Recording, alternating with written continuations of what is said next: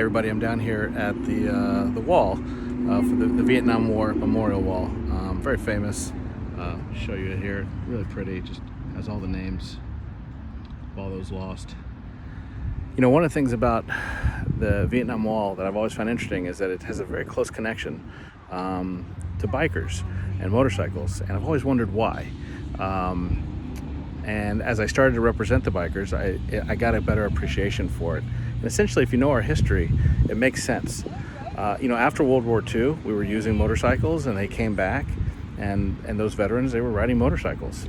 And of course, those guys were revered, right? It's World War II veterans. And then in Vietnam, they were riding motorcycles, and they came back, and for reasons that at this date I can now look back and say is ridiculous, society took their anger out at those returning soldiers about the war. They took it out on them, and they became outcasts.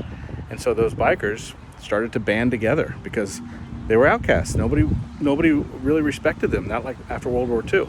And so bikers and gangs of bikers and groups of bikers, a lot of times were veterans, and they were Vietnam War veterans.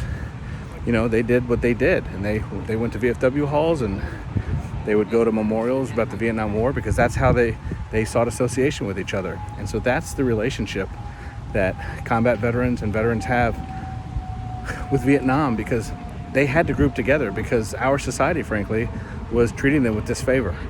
And so if you're ever wondering why it is that bikers and the Vietnam War have such a close relationship, that's why. And you probably won't see that as much with the war in the Middle East, because most people have pretty high regard for veterans. But that's really why. That's the story. And so if you see a biker, think twice about why you may have an opinion about them. They're just like you and me. They live next door to us. They go to church with us. They're good folks.